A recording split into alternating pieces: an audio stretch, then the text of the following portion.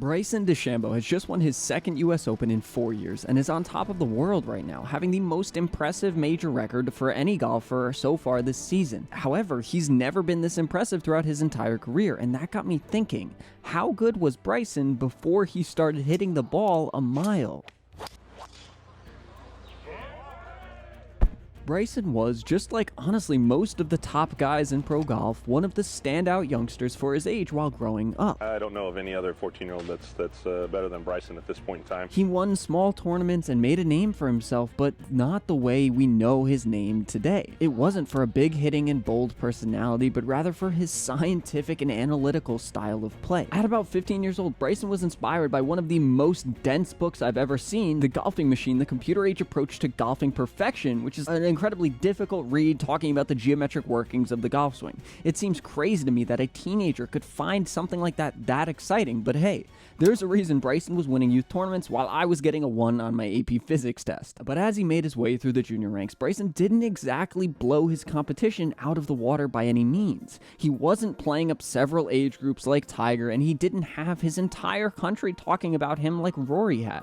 He was just another great young player that had the potential to go pro. However, his coaches and mentors saw his obsession for the game, for studying the golf swing, and that love of competition, and knew that he could be great, but there's a lot of kids that look that good that young. It's just that most people don't know how that'll translate when it gets to the biggest of stages, but Bryson would make his first of many jumps to the top when he accepted a scholarship to Southern Methodist University in Dallas, Texas to play Division I golf while studying physics and mathematics. There, as you can imagine, Bryson honed his golf skills and continued to be one of the best in the competitions he competed in while figuring out things about the golf swing rarely ever looked at before. It was there where he first began experimenting with one-length irons, something that Bobby Jones had done in the past as well, and also where Bryson would win his first substantial titles as a golfer. In 2015, Bryson became the 5th man in history to win both the NCAA Championship and US Amateur in the same year. 3 of the other guys to do it, by the way, were Jack Nicklaus, Phil Mickelson, and Tiger Woods. Not too bad company to be in.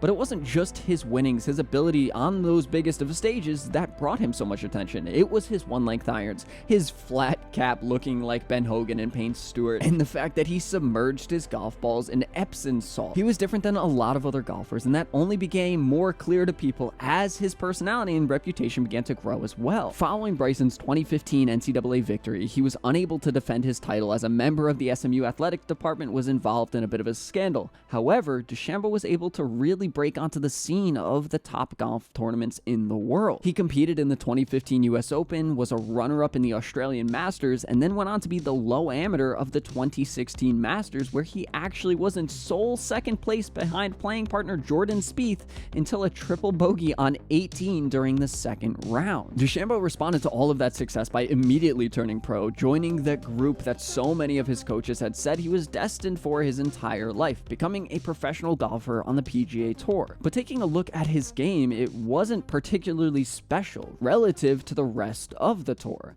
Sure, it was curiously scientific and energetic, but none of it was really spectacular. He wasn't a fantastic putter, his short game was good but not the best, his ball striking was solid, and his driving was slightly above average, but it wasn't what we see from him today. Bryson was good, but there was nothing about his game that showed he could be right up there with the great golfers in the world, with those guys whose NCAA and US Amateur achievements he matched the year before. For his first full year on tour, he wasn't really special. He was able to come in 4th at the RBC Heritage immediately after the Masters, but then barely qualified for the US Open that year before missing the cut and eventually failing to earn his PGA Tour card the following year. Now, Bryson would go on to earn his card back through a DAP Championship win on the Web.com Tour, but man, for someone who had achieved a few huge wins in amateur golf, well, it wasn't groundbreaking by any means, and like I think a lot of people might have expected for someone so unique. However, I think a lot of that is because his most elite ability at the time only came when he was in intense competition with others. That Web.com victory came from a playoff against 3 other golfers, all pretty much fighting for their PGA Tour cards. That's a lot on the line, and that's where Bryson thrived. Before that, he had played insanely well on the first 35 holes at the 2016 Masters alongside the leader, Jordan Spieth.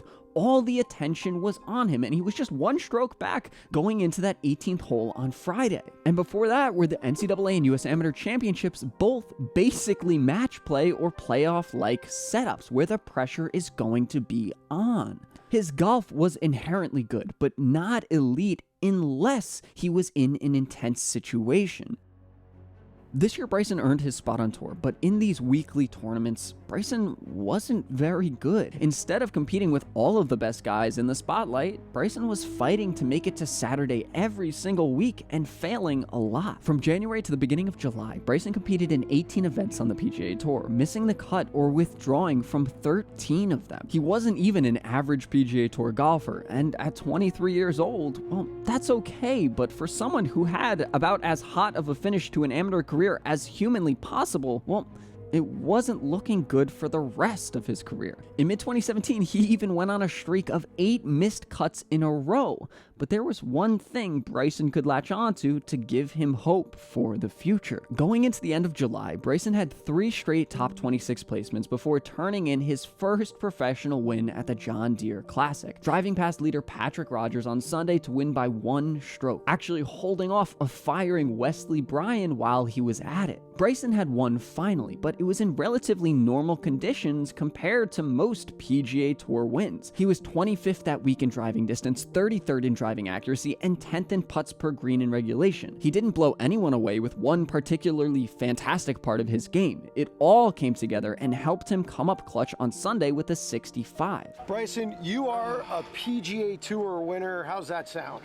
Oh, it's incredible. I've been waiting for this moment for a long time. Even though I'm 23, I've been trying to get out here for quite a while, and I was able to actually get out here pretty quickly, and then just to be able to win at 23 is just incredible. I hope there's many more. Throughout that entire year, Bryson had been experimenting with his game a little bit, and with different technologies trying to better himself, making him more competitive on tour, even going to a side saddle putting style. But with all of these changes came a lot of inconsistency in his game, but that's pretty normal, especially for great players. Journalists love to talk about the several swing changes Tiger dove into throughout his prime that actually hurt his game for a little while before figuring it all out eventually and then becoming Tiger Woods yet again. When it comes to that obsession to constantly change something to try and be perfect or to figure everything out as much as possible, well, Bryson DeChambeau was very much so the same, and through each of the next few years, there were several instances where we could see that. But moving into 2018, DeChambeau did calm his tinkering a bit, and with it came much more consistent play. He only missed 2 cuts while winning 3 events and coming in the top 10 9 times. All the while, his uniquely Bryson moves grabbed the spotlight more than anything else. He used an augmented reality helmet in front of fans to prep for a tournament, got his green reading protractor revoked by the PGA Tour, and received plenty of criticism for his very public antics. But that doesn't mean there weren't instances where he was his own worst enemy. Bryson's tinkering took a toll on himself during the Open Championship, where he threw his clubs all over the range after requesting to have it stay open for him late at night to figure out his swing, and the public saw all of it. Bryson did a lot of weird things, made curious decisions, and became very hateable for many people in the process. There were still some guys who defended him, but it was hard to do so considering the most of the stuff we saw about Bryson were when he was doing those things so differently than everyone else with his golf game, or acting out a bit when things went wrong. I'm sure that happens to a lot of golfers, having a certain reputation created about you by the PGA Tour, because the PGA Tour only presents so few things about each one of them,